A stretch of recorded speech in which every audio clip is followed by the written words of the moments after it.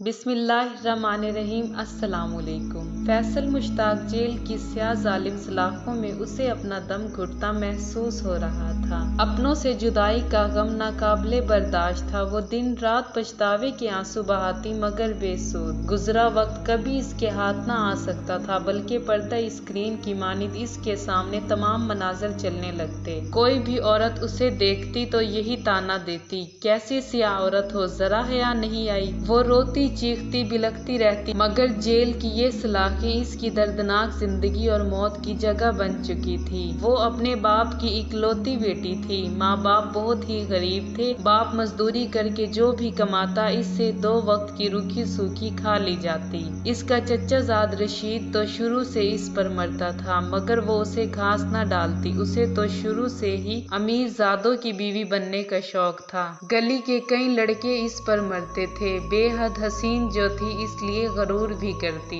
जल्द ही इसने एक आध लड़के से बात करने के बाद खाने मंगवाना शुरू कर दिए। वो अपनी इज्जत की हदूद को जानती थी, मगर इसका मकसद सिर्फ बाहर की दुनिया घूमना और खाना पीना था। बाप को इसके हालात का इल्म हुआ तो इसने जबरदस्ती चचा जाद रशीद से निकाह पढ़वा दिया। अब वो रशीद की बीवी बनकर इसके घर रहती। रशीद जो के समोसों की रेडी लगाता था। शादी के शुरू में तो अच्छा खासा खिलाता रहा, मगर आहिस्ता आहिस्ता पुराने दिन आना शुरू हो गए, जब वो भूख से बेहाल हुआ करती थी। रशीद तो उसे बिल्कुल नापसंद था।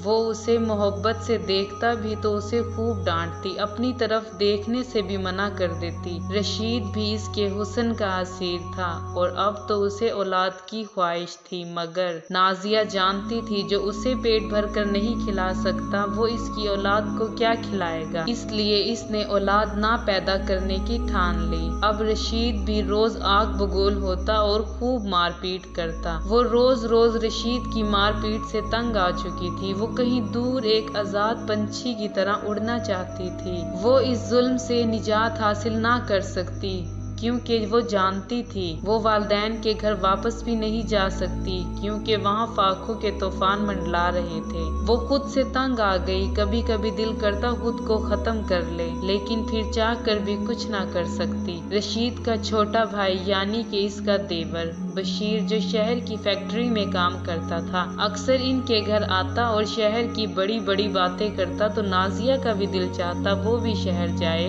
इसके पास ढेरों पैसे हों और फिर वो मलिका बनकर राज करे। वो जानती थी रशीद के पास भी अपना घर है, सोना मौजूद है, बहुत सारी रकम जमा कर चुका है, मगर फिर भी वो इन सब तक रसाई हासिल ना कर सकती थी। इसने रशीद के छोटे भाई को ही जुल्फों का असीर बनाने की कोशिश की। जल्द ही वो इस खेल में कामयाब हो गई। रशीद की रेडी पर काम करने वाला मुलाजिम अफजल भी इसके हुस्न का दीवाना था। वो इन्हीं अच्छे बुरे हालातों में जिंदगी गुजार रही थी कि अचानक गम की ऐसी आंधी चली जो सब खुशियां अपने साथ बहा ले गई। वो रोती रही, बिलखती रही, जोर जोर से चीखती रही, मगर कोई इसकी मदद को ना आया। इस भयानक रात में निकाब पोश डाकुओं ने जबरदस्ती घर में घुसकर फायरिंग की। फायर रशीद के सीने में लगा और वो वहीं गिरकर फना हो गया। रात के इस पहर जब सब आराम की नींद सो रहे थे, इसने अपनी चीखों से सबको जगा दिया।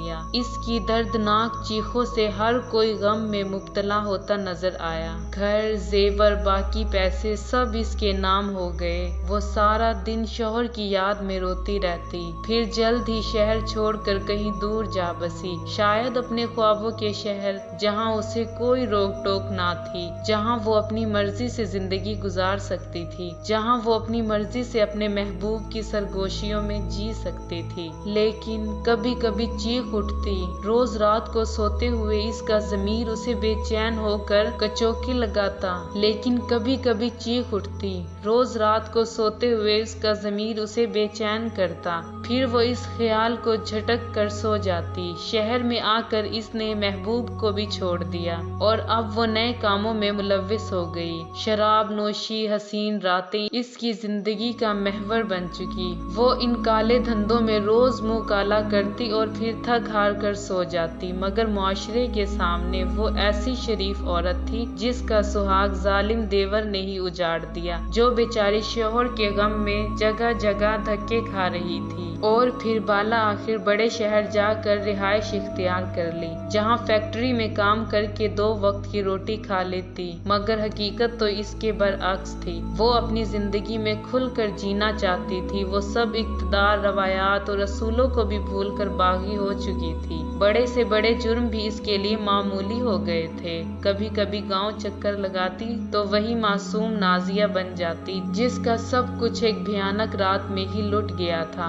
पुलिस ने इसके देवर बशीर पर बहुत तशद्दुद किया। फिर भला आखिर वो इस नतीजे पर पहुंचे कि कातिल बशीर नहीं है। बस इसी दिन के बाद उन्होंने अपनी तफ्तीशें शुरू कर दी और फिर भला आखिर वो असली कातिल इनकी गिरफ्त में आ ही गया। फिर खूबसूरत कपड़ों में मलबूस मशहूर क्लब में नाचती गाती नाजिया को गिरफ्तार कर लिया गया। उसे अपनी गिरफ्तारी पर शदीद गम व गुस्सा था। वो जानती थी कि इसका ये राज कोई भी ना जान पाएगा, मगर फिर इसकी गिरफ्तारी ने साबित कर दिया था कि पुलिस आखिर पुलिस है। लेडी इंस्पेक्टर ने उसे खूब पीटा और बार बार इसके जुर्म की दास्तान पूछ रही थी, मगर नाजिया थी कि बस रोनी सूरत बनाकर यही कहती, मैंने कुछ नहीं किया, मैंने कुछ नहीं किया। रोज उसे खूब मार पड़ती। आखिर जिस्म के जख्मों की खातिर तंग आकर इसने हकीकत बयान कर दी। रशीद मुझ पर हमेशा जुल्म करता, अच्छा खासा पैसा होने के बावजूद अच्छी रोटी ना खिलाता था, रोज मारता, कभी कहता औलाद पैदा करो। मैं इससे उकता गई थी। फिर इसका भाई शहर से आया तो मैंने उसे जुल्फों का असीर बनाया। उधर रशीद की रेडी पर काम करने वाले फजल को भी मैंने अपना दीवाना बना लिया। अफजल का कुछ बदमाशों से राब्ता था। मैंने अफजल के साथ मिलकर शोहर को खत्म करने का मंसूबा बनाया। मैं जानती थी कि मेरा देवर शराब का आदी है, अक्सर शराब पीकर हमारे ही घर आ जाता। इस रोज भी इसने खूब पी।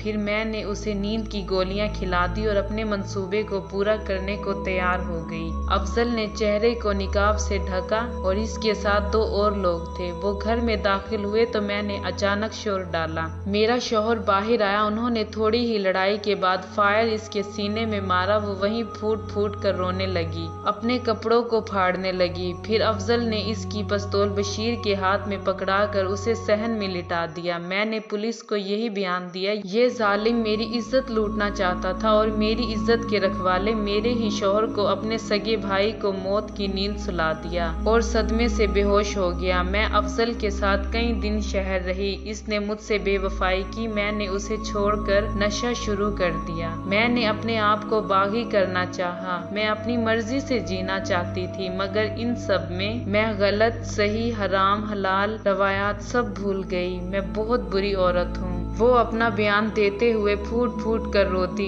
लेडी पुलिस ने बयान लिखने के बाद नाजिया से कहा, अब पछताने का क्या फायदा? जब तुम्हें अल्लाह ने इज्जत दी तो तुमने कदर ना की और ये सोचा कि दुनिया को धोखा दे सकोगी, मगर तुम भूल गई कि असल ताकत अल्लाह की है। मुजरिम चाहे कितना ही चालाक क्यों ना हो, वो अपना जुर्म कभी नहीं छुपा सकता।